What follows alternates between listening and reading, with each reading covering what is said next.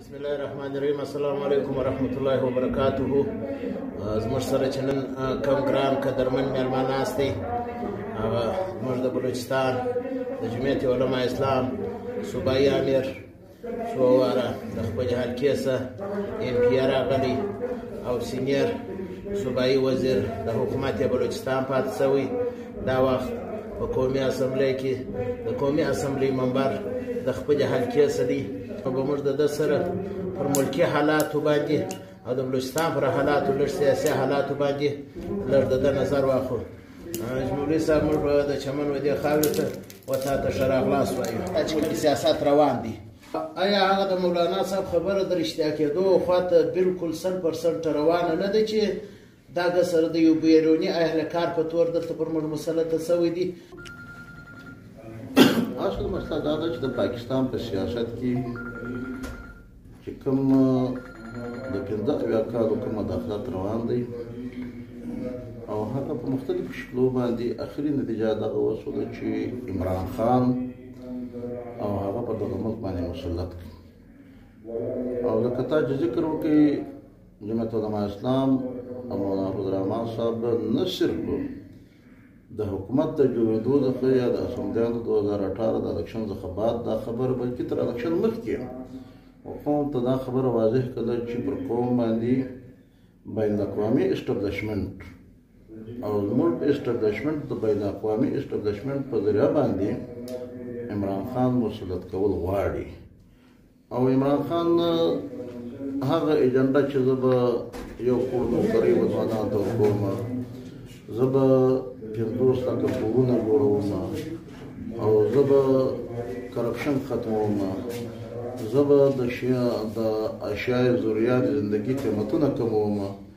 او یو نوی پاکستان به وي، داسې پاکستان به وي چې هغه به د جنت غوندې کیفیت او خوشحالي وي. لیکن د هغه په خلاف باندې جمعیت علماء اسلام او نور سیاسي جماعتونه، بلکې د پاکستان باعث کړو عوامو د دې خبرې سره اتفاق وکړي، نه د پاکستان عوامو عمران خان ته ووټ ورکړی دی او نه د پاکستان نوجوانان د په دغه خبره باندې خطا کړي دي، بلکې د ده دپاره چې کوم ووټونه کم چا کول او کم چا وهل او کم چا رزلټ جوړولی، هغه دپاره چې کوم چا راوستی هغو خپل رزلټونه جوړ کړه. دا تمام پولینګونه، تمام نتایج هغه نظر انداز شو. او د هغه څخه بعد جمعیت علماء اسلام قیادت د تمام سیاسي جماعتو ته وویل چې پرون دا خبره به شاید لکه تا چې چا به شک وي چې دا به نه وي صحیح، لیکن نو خو دغه دی چې پر کوم انداز باندې عمران خان مسلط کوي د پاکستان تمام هغه 15 کاله تاریخي سیاسي جماعتونه چې هغه د پاکستان په وجود کې، بلکې د پاکستان نه د برصغیر د ازادۍ جنګونه کړي دي، پاکستان حاصل کړی دی، هغه تمام سیاسي جماعتونه مشترک دي او دغه عمران خان د راوستلو لحاظه د هغه منصوبې د تکمیل دپاره دی. په دغه بنیاد باندې باید چې موږ د اوس انتخاباتو او د مخکې الیکشنانو موږ فرق وکړو. مخکې به شاید د الیکشن به وي، د داندې اوازونه به راپورته شو، خو د جمهوریت په خاطر باندې موږ به دا ویل لکه هغه ده چې به دا خبره کوله چې منظمه داندې منظمه، موږ به دا وایو د جمهوریت په خاطر به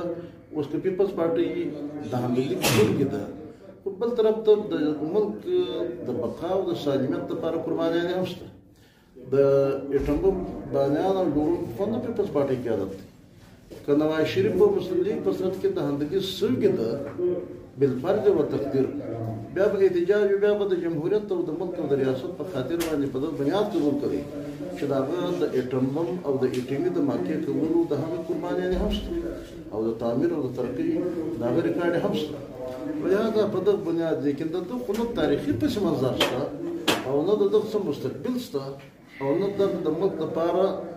د یوې ورځې د یوې ګنټې دپاره، بلکې دا د هغو خلکو ایجنټ دی چې د کومه چا موږ د عمل که ازاد کړی به دی، د هغو خلکو پر وړه باندې را روانه مسلط کېږي. لهذا دا په دغه شکل ورکول چې د جمهوریت په خاطر به موږ د الیکشن قبول کړو او د ملک د بقا او د بلکې دا د ملک د بنیادو د هلاولو الیکشن دی. لهذا تمام سیاسي جماعتونه، پیپلز پارټۍ او نون لیگ ته او نور سیاسي جماعتو ته موږ ډېر په تنده باندې دا اواز ولګولی چې باید چې موږ د اسمبلۍ د خلق نه واخلو او د اسمبلیانې بالکل د الکشن او د انتخابات مشترک او په دغه پارلمنت کې کښېنستل یا دغه د جمهوریت ول دا خود د جمهوریت قتل دی او جمهوریت تباه کېدل دي لیکن د بدقسمتۍ څخه زموږ د مختلفو سیاسي جماعتونو چې کوم کمزوریان دي وختم په وختم باندې هغه د مخ هم راغلي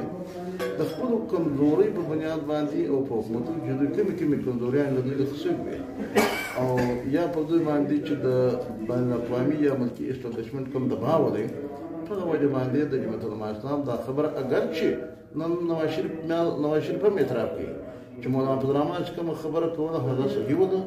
په کار دا نه وایي چې موږ حل پخه شوی نو زرداري صاحب هم د دې خبرې اعتراف کوي او نن تمام د پاکستان روس ټول عوام د دې خبرې اعتراف کوي چې دا نن چې کومه مهنګایي ده دا نن چې ډالر اسمان ته وختي دا نن چې د سونې قیمت اسمان سره خبرې کوي بلکې سونه او ډالر او پلانا دا خو پرېږده چې نن اشیاء خوب د نو چې 600%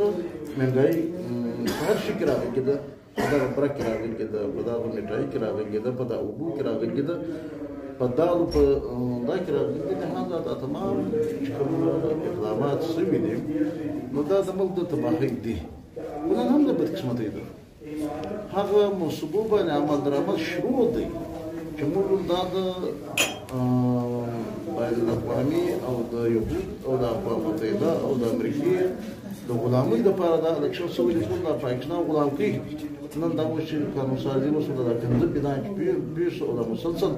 د الله سبحانه باندې چې کوم بنان په دغه بنا کې د موږ سره پوزیشن اتفاق کوي دا د پاکستان د غلامۍ قانون سازي برای راست اقوام متحده په پاکستان باندې د هغه د خارج کې او چې هغه کوم قرارداد باندې زموږ قانون په دغه په مقابله کې غیر مؤثر لیکن چې په د پښتنو کې بیا ووټ ولري ما مجبور دي یو چې په توګه ماشتام چې د ملک د کار د غلامۍ د خلاصولو لپاره د انسټرکشن او د توصیې په موقع باندې هم خپل ځان او د مخالفت وکړ بیا د هغه د بعد چې کوم د بلان راغلي دي د دغو بلانو او د دغو په مخالفت کې جمعیت علماء اسلام مسلسل خپل ووټ په شورا باندې ورکړ او نن هم هغه تمام سیاسي جماعتونه موږ دغه ورته ویلي دي چې ستاسو له جوړه ده او ستای د وجه څخه پاکستان د غلامۍ په خوا باندې روان دی او د پاکستان ازادي او خودمختاري مخکې هم ته یې دبا کړې وه هغه د حمودالرحمن کمیشن په حواله باندې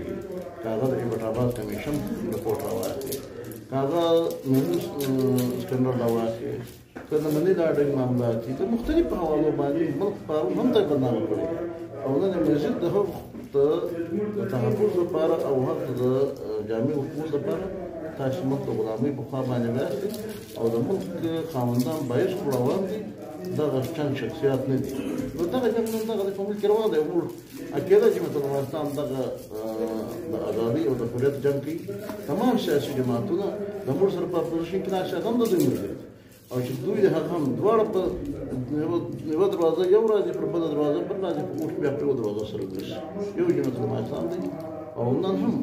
انشاءالله راځي موږ راځو لکه موږ ته دا معلومه ده چې یو د الله ذات هم ورسوي بل د پاکستان باعث ټول عوام او انشاءالله پاکستان به د دغه تشدد څخه او ستا خبرې زه بالکل تصدیق کوم چې د مولانا صاحب هغه خبره تصدیق کېده نه بلکې 500% نن زه نه ویم زه خو د پارټۍ سره یم بلکې د پاکستان عوام د هغې خبرې تصدیق کوي چې 500% خبره نه شي مولانا صاحب که چېرې دا موږ ته ووایه نن که عوامو ته یو طرف وګوري چې کوم د اسلامي ګوندو کوم د اسلامي پارټیانو جلسې و جلوسونه یې هغه په نکاح وي بل طرف ته که په ووټ کې وګورې یا په حکومت کې هغه کسان بر سر ابتدا راشي چې هغه د اسلام هغه بنیادي شاهان چې کلمه هغه د اسلام د لمانځه حکام هغه هم نه یې زده هغه کسان بر سر ابتدا دي نو آیا دا څه وجه کېدای شي همدې باندې ته هم خبرې د پاکستان نه د تمام دنیا او د پاکستان بچه د دې خبرې چې عوامو دا مسلمانان دي او د هغو تمام همدردیان او د هغو تمام خدمات او د هغو تمام جذبات که د ووټ په میدان کې هم او که د جلسې او د جلوس په میدان کې هغه ده علماو سره دي او د دینداره خلکو سره دي او د الله د نظام د حاکمیت لپاره دي لیکن پر پاکستان باندې چې د 15 کالو کم حکومتونه مسلط